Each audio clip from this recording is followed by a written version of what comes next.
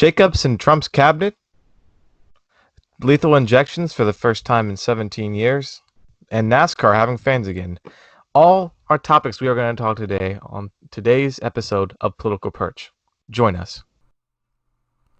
Hey guys, and welcome to the Political Perch podcast, a bi-weekly podcast that talks about current events, politics, presidents, history, and anything that is plaguing the United States of America.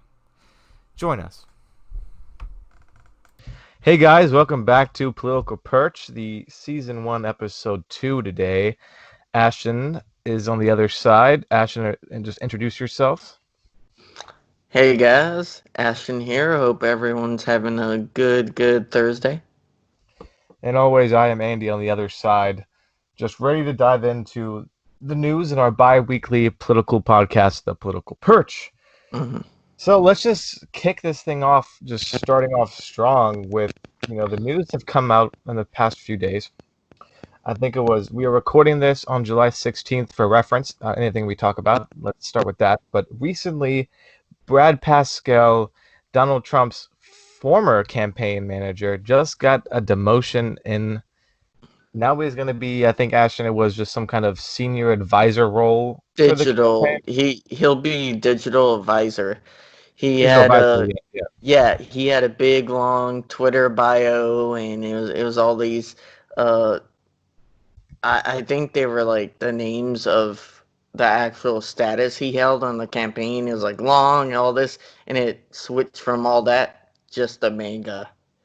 It it was Not a good day for Brad, Andy. Yeah, so with his demotion, we know how important Brad Parscale was for Trump's win in 2016. He was huge in the social media presence and was just a very, very smart ally for the Trump campaign that helped him win 2016. You look at the polls now, Donald Trump is not doing, let's say, hot at the moment. Is this a needed shakeup? Is this just uncalled for? How do you feel this decision will play out, Ashton? So far, I don't necessarily agree with your assessment of him being critical to Trump's win. Like, Trump's social media whole strategy isn't a strategy. It wasn't much thought put into it. It was more Trump just shooting by the hip, and it just happened to work. Um, as it comes to Brad, when you're the campaign or head campaign manager for the president of the United States and you hold the rally and you can't get more than half of a stadium filled, you're going to get fired. And I'm shocked it didn't happen right after that. But it's not shocking it happened. There's a lot of stories about the corruption of Brad. He's like buying Ferraris with campaign donations. He's promoting ads on his own Facebook. I mean, it was just FCC like red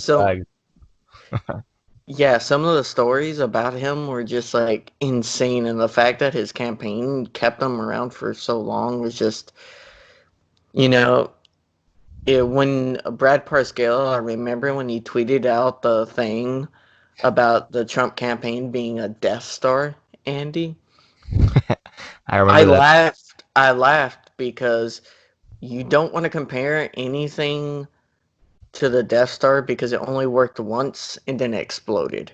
So I guess he fulfilled that promise because It worked in ev- 2016, but will it explode in 2020? I mean, I have the RCP averages here, and you can see them too, Andy. And it's not looking pretty. Some polls came out today and yesterday, and 9 and 10 points. The best one being Rasmussen, which is always been favorable Trump. But with Biden winning by 3 and Rasmussen, I would make that a 6 or 7 point lead. Just that's what I weigh Rasmussen as. So overall, Biden being up by average of 9 points, that's bad. In this, you have to realize if you're 9 points down in January, February, you got a lot of campaign to go. And yeah, 4 months is a long time, but again, 4 months, that is a lot of ground to make up in 4 months. Hmm. Let's put this in perspective because I have this here right here.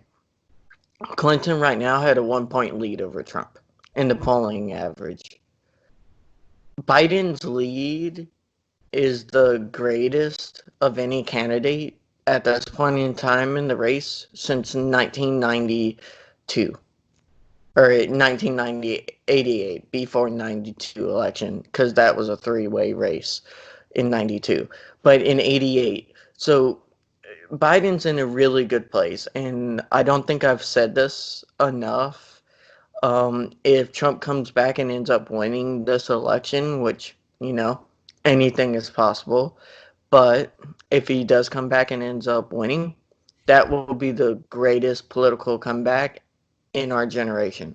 So, like, that should state the people how down the president is, and don't underestimate how much effort and ground he has to move just to be viable. Because you're talking about states like Alaska and Montana now being competitive for Biden. That is not a place you want to be, and Brad Parscale paid with his job. Yeah, I mean, I agree with that. Just to speak on the polls themselves, a lot of the Republicans want to like say, "Oh, look at 2016, the polls lied. Trump's in great shape. Silent majority." That's their slogan. That's what they've been preaching on, for the past couple months. It's not the same. Yes, the polls were wrong in what one state, Ashton, Michigan. They were off. No, no. Okay, so let's do this real quickly. The general election polls were on point. The average was off only by 1 percentage point. The average of state polls being wrong, I think, is around 2.5%. There are a few states where it was higher. You had Michigan, which had the highest error, which was 10%. So even if you give that 10% error to every state this election, which will not happen, Trump would still lose the Electoral College. That is how much he is in the hole now. He's losing. There was a Pennsylvania poll that had him down by 13 points. 13 points. So people need to understand, yes, state polls aren't as accurate, especially in 2016 when they didn't poll certain states enough. That mistake is not going to happen in 2020, and people are already overcorrecting for it. And I feel like a lot of analysis where they didn't give Trump enough of ability to win the election last time. Now they're saying they're giving him too much of an ability to win, at least in my opinion. Yeah, I feel like the people that are very, very supportive of Trump are kind of in denial right now, like you were saying. Some of the polls were wrong last year, Yeah. but for the majority of it, they were right. What 96% or so. That's just an estimate of the polls were spot on. Hillary Clinton won the popular vote. Let's not forget that. Biden is a much more favorable candidate than Hillary Clinton was, and Trump is a less favorable candidate now than when he started office in 2016. Especially, And he's a incumbent. People need to not underestimate that. He's an incumbent. That means he has a record, and he has now 4 years he has to answer to in voters' minds.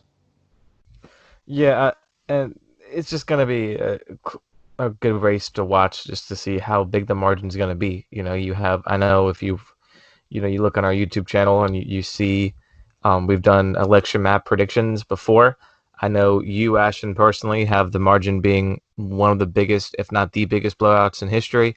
I have it a little bit more, In less modern of a history. blowout in modern Hmm. history, but it will be interesting to see how big of a win Biden has. So, and I that just was, I will say in 2016, I was only wrong about five of the states. I generally had the election a lot closer to most people. The states I got wrong were Nevada, Florida, Pennsylvania, Michigan, and Wisconsin. I called every other state correctly.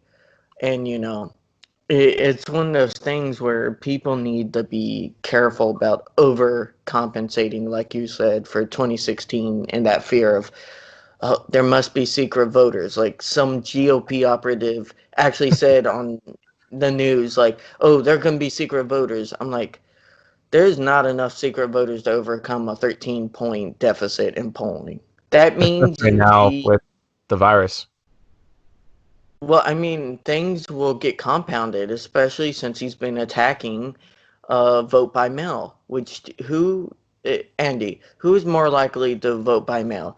18-year-old, as you know, your 18-year-old friend, or your 65-year-old grandmother? Most likely the 65-year-old grandmother. If I had to, Who's more likely to want to vote Republican? 65-year-old grandmother. So if the 65-year-old grandmother doesn't feel like she can or go out to vote, and she also knows that vote by mail is very corrupt, is she going to do either? No. That logic doesn't make a lot of sense, does it? Yeah, but we know how logic works with the White House right now. But falling poll numbers, you Hmm. know, leads to Brad Parscale getting demoted. It's just a bad situation for the whole campaign right now. They got to fix it if they want even a chance to win. And But they had Bridgegate guy take over. But to move on to our second topic of today's podcast, for the first time in 17 years, Ashton, there has been two executions performed by the U.S. government. This morning, July 16th, the second lethal injection happened in 17 years, like I just said, was given to Wesley. I think it's Perky. I can't pronounce that last name 100%.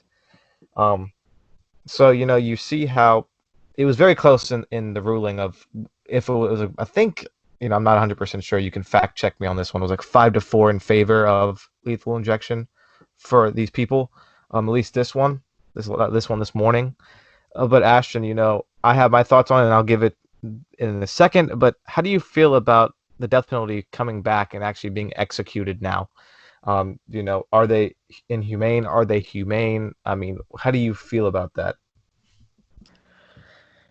Oh, this is something that I've gone back and forth over my opinions on in my history, like growing up. I was originally for it, and then I was against it, then for it, and I think I'm more settling against it now, at least in my personal opinion. I've grown. Um, I feel like there's only should be one thing that should cause you death, and it shouldn't be the government. Uh, I feel like giving the government the power to kill you for any reason is a scary thing, and I know it would require a constitutional amendment because uh, being charged with treason is in the Constitution, saying you can be put to death for that. So I would support a constitutional amendment, basically banning all executions. I think, I kind of agree with you on that point where for a while I believed in the death penalty, but, the older I got and the more you see how it's just so, I wouldn't say pointless because there's cases where you can make an argument that, this man or woman has done such terrible atrocities that, maybe that that's justice. But I mean, is that justice? I feel like it takes a while now. Like I think this man was sentenced in the 90s, was sentenced to death in the 90s, and it took what now 30, almost 30 years for him to finally be carried out and put to death. So like at that point, what's the point? He's already served 30 years in prison. Let him keep serving in prison. And I know the argument against it is taxpayer dollars, right? Why should we pay for these criminals just to be sitting and rotting away? And I understand that if you look at it purely as an economic standpoint, lethal injection makes sense economically. but I don't know. I think humanly, like the human aspect of it, I just don't like killing people. Unless it's absolutely necessary. Maybe you can, like you said, it's going to take a lot of effort that I don't think it will ever actually happen. I don't think he would ever make an amendment that was to ban all kind of death penalties. But it's just crazy that we've had 17 years. We've had Republican presidents and Democratic presidents since those 17 years, and there's not been one lethal injection carried out. And we're at that point again. It's going to set a precedent again that it's okay to do it. Yeah, I hope it changes, but ultimately, if I just feel like, especially this year in these times, a lot of people have been putting economic uh benefit or cost analysis over human lives, and I think it's starting to get to a point where we have to tell people we know who are trying to make that decision and say, hey, you have to start caring more about the people than dollar bills, because if you don't care about the people, eventually the economy will follow and stuff like that. Mhm. So I think that goes straight towards the economic uh, cost analysis of it anyways. And the same people who are like, oh, I'm pro uh, death penalty, are the same people who are like, oh yeah, we should lock up everyone just for getting a minor marijuana offense.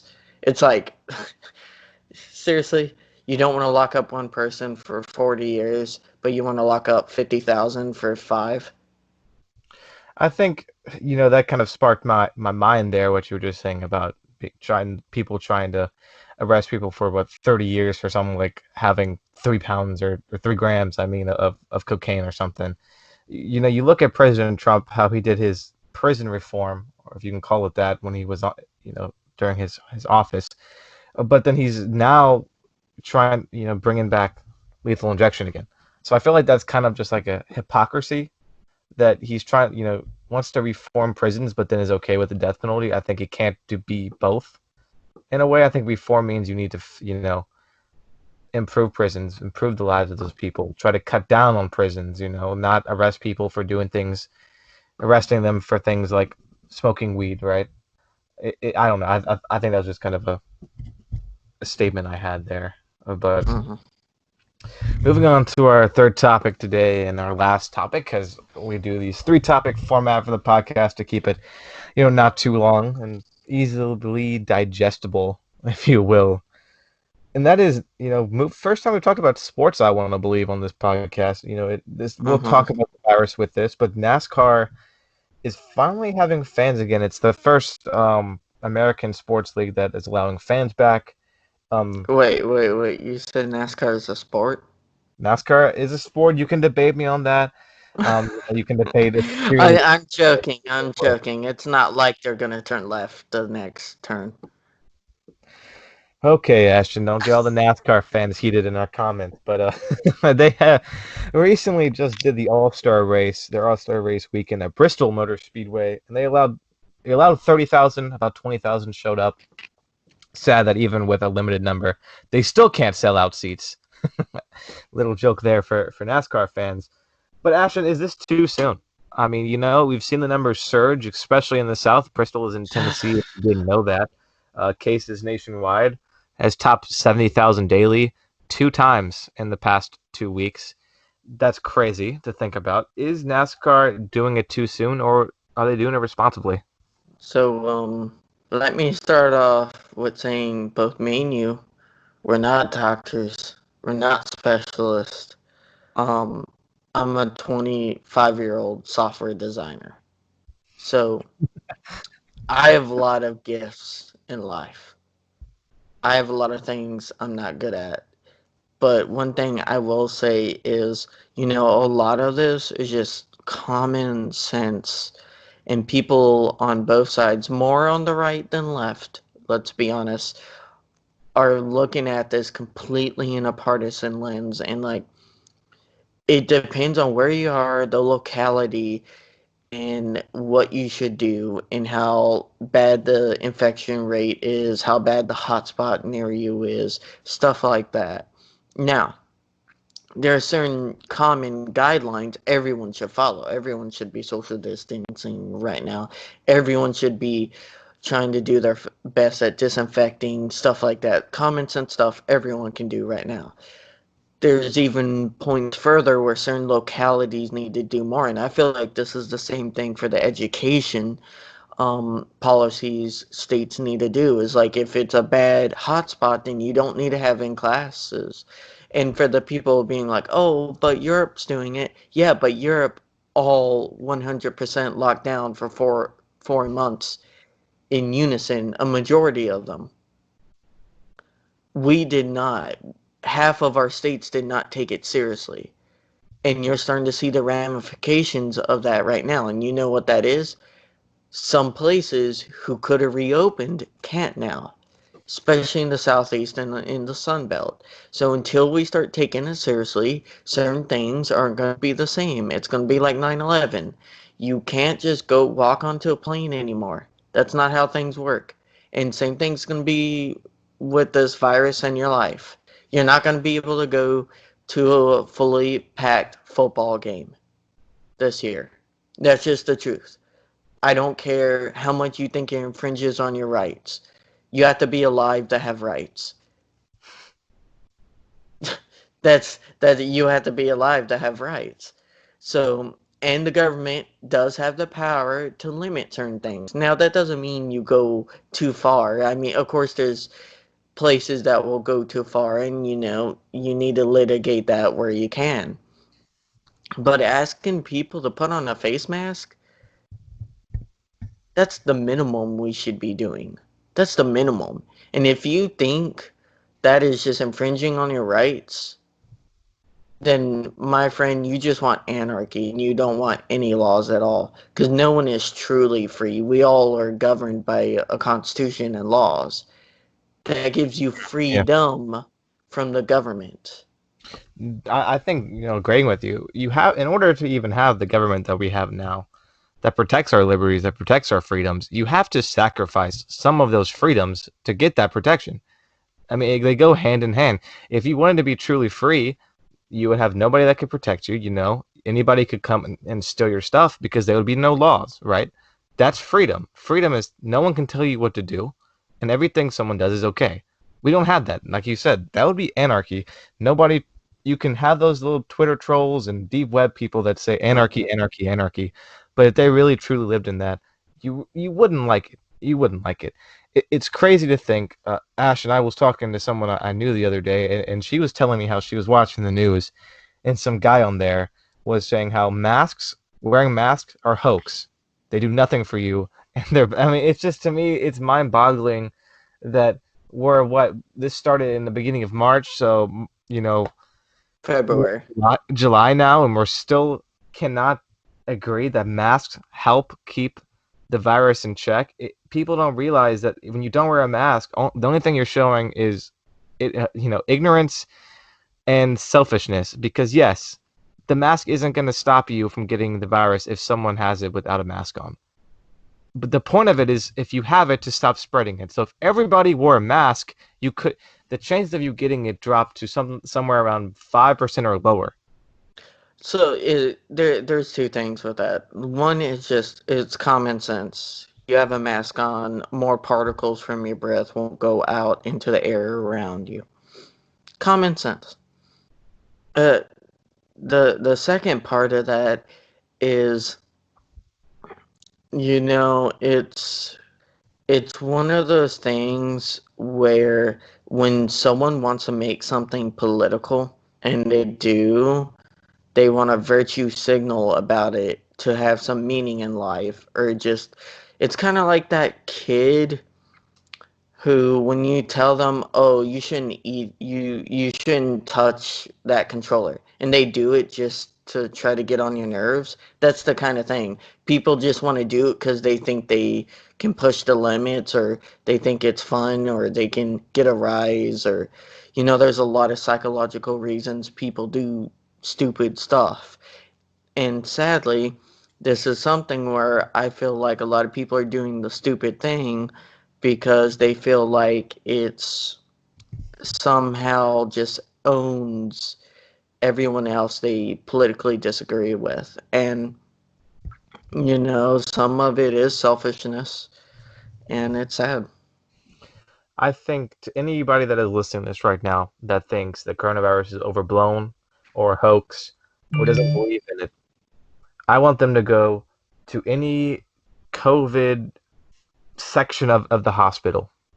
And I want you to go into the room. You know, you can't do this, of course, but go into that room and you tell them to your face, you're going to die because I won't wear a face mask. You tell, the grandmothers and the grandfathers that you're infecting because you can't wear a mask around them. You're going to die because freedom. I want my freedom. Natural selection, survival of the fittest. It's crazy that people want, countless hundreds of thousands of lives to dying because they won't wear a face mask. And it's just, we're the worst country in the world with the virus right now. And you can make, you're going to see people on the right say, China underreported it. It's China's fault. China, China, China. Well, did it come from China? Yes, that's a fact. But did China tell us how to respond to the virus? No. So the initial couple lives, that's on us. The lives that are lost now is on us. Everything we're doing now is our fault, not China's. So I get tired of hearing Donald Trump just shifting the blame to China on this. And it shows how lack of compassion he has, the lack of humanity he has, that he can't. It took him until July to finally wear a face mask in public. That's just insane. People can just look at the facts, look at all the countries in Europe and how they're doing now compared to us. And look at the states that didn't take it seriously versus the ones that did. And you get all the evidence there. The death rates haven't spiked yet, but that takes some time to catch up in the data, and they will. And then people keep on making excuses and keep on making excuses. And I don't remember watching a documentary about World War II where people complained about having to give up metal in their home in order to produce war goods and tanks. I I mean, don't remember women complaining about having to go uh, out of their normal routine in their lives, give up having their husband at home, and also work in the factories. I don't remember that part of the documentary. And now people want to complain about wearing a piece of cloth over their face just when they're out in public. I agree 100%. Back to your World War II and One and all those claims of the wars, the citizens were on rations. They weren't allowed just to go to Walmart and buy 50, 50 packs of toilet paper like we're doing now.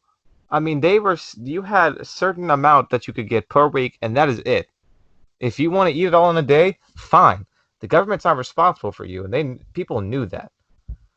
It's crazy that back then, like you said, no complaining. No one's shouting, "You're taking my rights away. I want to buy 50 pounds of beef. How dare you tell me I can't?"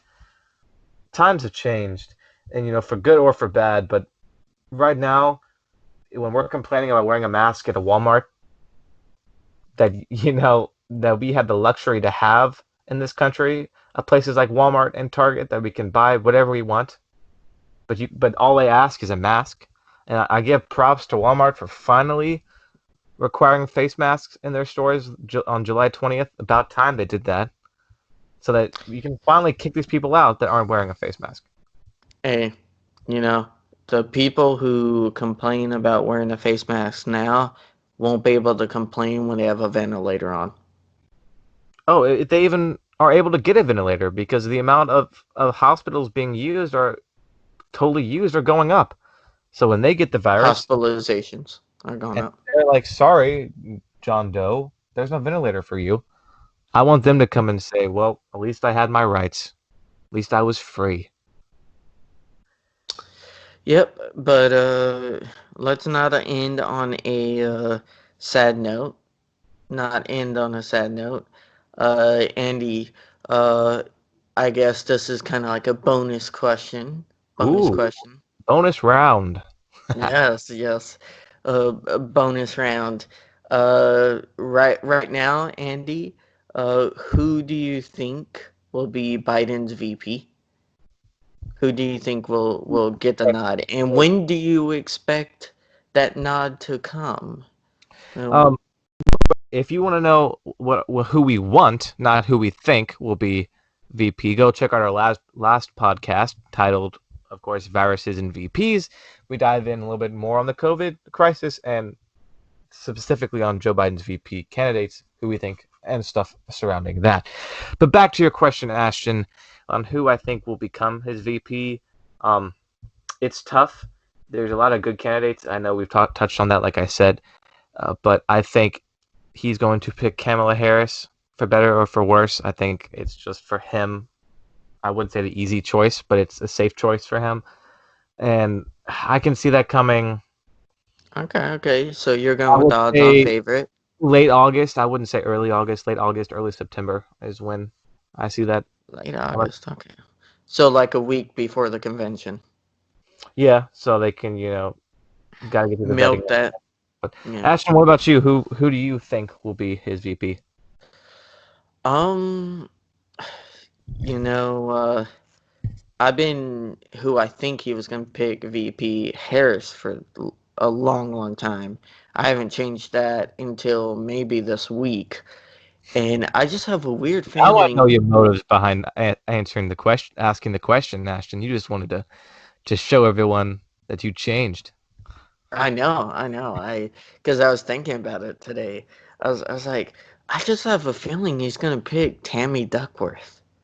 I Ah, just have a thinking feeling Duckworth. Tammy Duckworth, yeah. Because I know we talked about her in our last podcast, Go check it and out.